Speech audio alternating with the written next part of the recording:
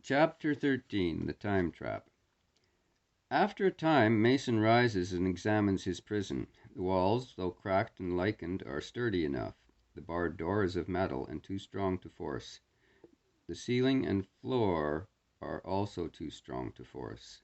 Mason shivers in the chill air, wishing he has something warmer than a loin cloth.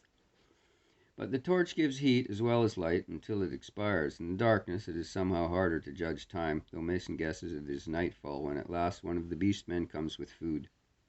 He pokes it through the bars, a mess of fruits, speckled and half rotten, which Mason finds difficult to swallow. The beast man brings a new torch, however. It could not have been more than half an hour later, and Mason sees a glimmer of light approaching. He goes to the door, peering between the bars at the stooped, withered figure approaching. He makes out the shriveled oriental face, Li Kang. The Chinese slowly unbars the door. He beckons Mason out. "We must be silent," he mumbles in his cracked voice. "Nervor has returned and has brought an evil one with her. They seek the invincible power, but they do not know its hiding place, nor do they know I hold the secret. Come." He shuffles along the corridor, his skinny hand gripping a torch. Mason keeps pace with him. "The others?" he asks softly. "My friends? Where are they?" Li Kang does not hear. His wheezing voice goes on. "Nervor has brought the beast men from the forest into Kuranor, but she shall not have the weapon. You shall take it to the sleepers as proof of my faith." Mason feels a pang of pity for the old man. They turn into another underground passage and another, a veritable labyrinth, until Mason is hopelessly lost. Once he sees a white shadow slipping away in the distance and remembers Velasta, Nervor's leopard. But the beast does not reappear, if it had been Velasta. They stop before a metal door. Li Kang fumbles in a recess in the wall and brings out two clumsy lead-sheathed suits. "We must wear these, the radium rays." Mason dons the garment. It has a transparent hood which covers his head completely. The Chinese, ungainly in the armor, pushes open the door. They stand on the brink of a cliff that slopes down into a gray fog of distance. A narrow path runs perilously slanting down, and along this Li Kang starts, keeping his balance without difficulty. Mason follows with an inward tremor as he glances aside into the dim gulf. For perhaps 100 yards they skirt the cliff and then round a shoulder. Mason pauses, blinking blinding eyes. The flame of roaring brilliance roars up from the gulf before him, and all through his body is a curious tingling. The deadly radium radiations. The path runs out on a spur of rock, narrow and dangerous. They hang over the abyss. Below it is a cauldron of fire like a pit of a volcano. More potent than liquid lava is the fire that burns here, having within it the frightful power of radium. A sound comes up from behind them. Mason turns. He cries out, his voice drowned in the roar of the inferno. Stalking along the path towards him is Velasta, the white leopard. Behind her, Nervor, and at her heels the black leopard, Boikya, and dozens of the beast men, fangs gleaming redly in the flame light, eyes glowing.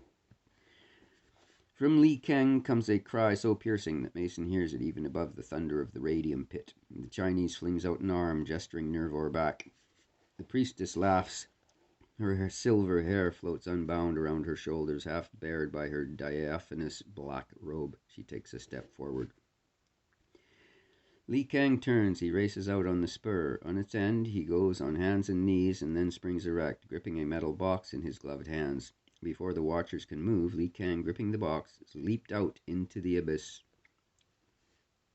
A shriek comes from Nervor. Mason has a glimpse of her face, twisted into a despairing Gorgon mask, and then the white leopard is upon him. He goes down under the onslaught. Only the width of the path here at the base of the spur saves him from toppling over. As it is, he hangs for a moment on the brink, the leopard's weight bearing him down, the snarling beast mask above his face. Rough hands grip him. The leopard leaps lightly away. Beast men draw Mason back onto the ledge, lifting him to his feet. He is held motionless, facing the priestess. She makes a quick gesture, and Mason is forced back along the path. No use to resist. It'll mean destruction, and even though he has killed a few of the captors, he would inevitably be thrust back into the gulf.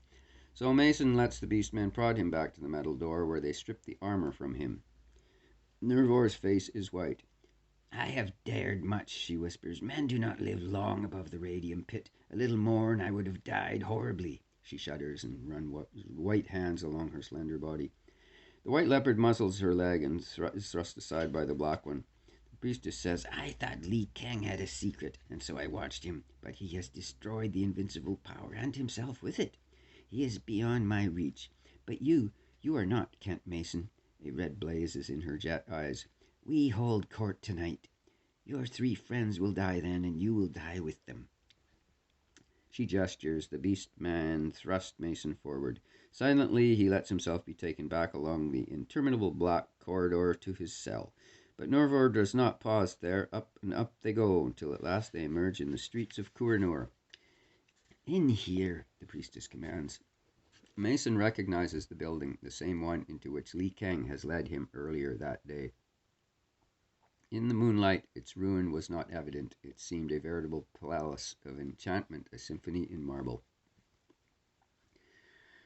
Through the bronze gates they go, through the inner door. The huge chamber is no longer dim. It is ablaze with torches, swarming with beast-men. At the further end is a gigantic statue of a nude female form, moon-crowned. Nurvar makes a gesture towards the image. It is Selene, she says, goddess of Kuranur. Kuranur that is soon to rise again in its former splendor. The priestess pauses before a panel in the wall. It opens at her touch, and she points within. Go there, Kent Mason, quickly. He obeys, finding himself in a dusky, luxuriously furnished little room, ornate with tapestries and cushions. A small image of Selene stands in an alcove in the wall. The air is curiously dark, heavily scented with perfumes that rise heavily to Mason's brain. He turns. Nervor stands alone before the closed door. Her black eyes dwell on him cryptically. I have told you you must die, she says. I heard you, Mason grunts. So what? I have hated you. I have reason to do so. My kingdom, my goddess, my city of Kuranor, these I worship. For them I would destroy you utterly, yet the jet eyes are strange. Yet you remember something I told you long ago in Albuquerque? I am woman. She makes a hopeless gesture. Now my heart is sick within me, for I know you should die. I know you hate me. The priestess drops to the floor, her silver hair unbound, veiling her face. Oh hey, she sobs. In all my life I have known no man like you.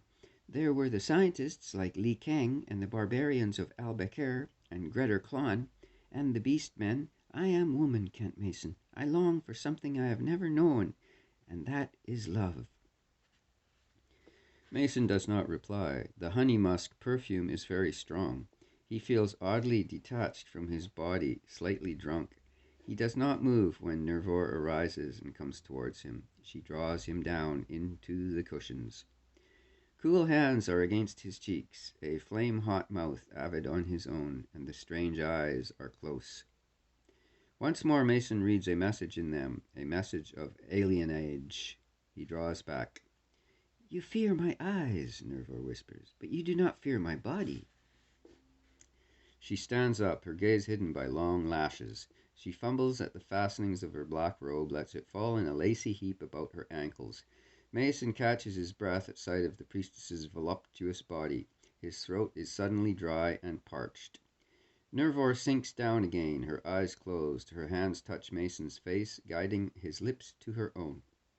Something clicks in Mason's mind, like a blind springing up abruptly, letting light into a foul and darkened room. Immediately the dulling, soporific spell of the perfumed incense is gone, for now Mason knows. His stomach seems to move sickeningly. He thrusts the girl away. Her eyes glare into his. Hoarsely Mason whispers, I should have guessed the truth. What you and Li Kang and Murdoch told me.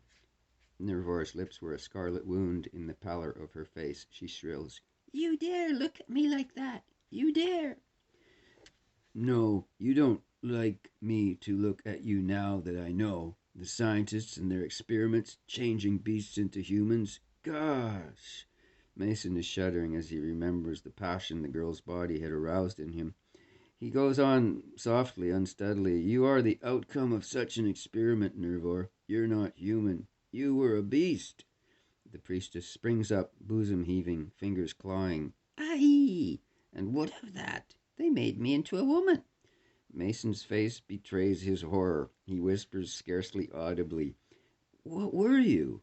Nervor is silent for a moment. Then she says, Bokya and Velesta. The leopards? They are my sisters.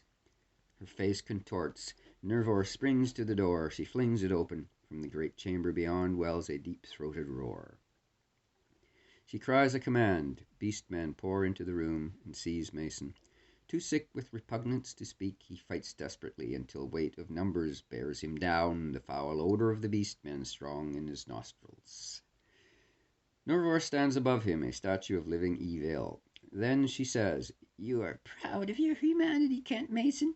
You may have cause to regret it, for now you come to the court of beasts.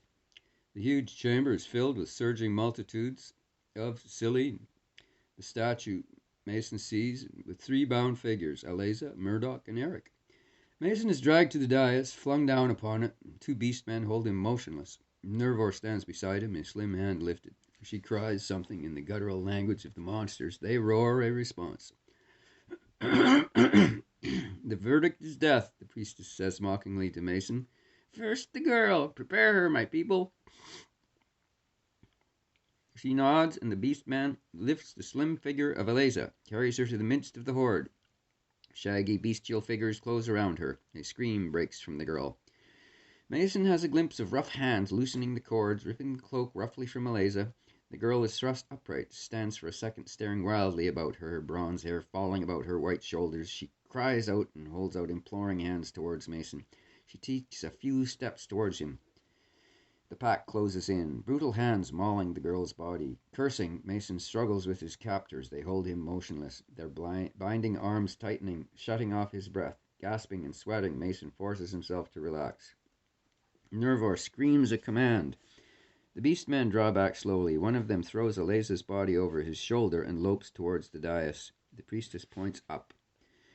The pulley hanging from the roof, thongs dangling from it. The beastman, in obedience to Nervor's words, binds Aleza's wrists tightly to the hanging ropes and then turns to a windlass nearby. He turns it. Slowly, Aleza is lifted till she swings up by her hands, her hair falling like a veil over her face and breasts.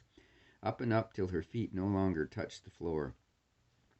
At last Nervor nods. The beastman draws back. Aleza hangs perhaps 10 feet above their heads, a vision of tortured loveliness. The priestess snarls at Mason. She is human, but soon it will be difficult to be sure of that. Nervor touches a lever. A grinding of machinery comes from above.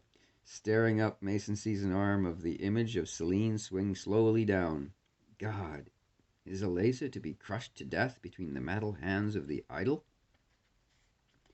No, that cannot be, or both arms would be moving. The left arm of Selene halts about 3 feet from Aleza's dangling form.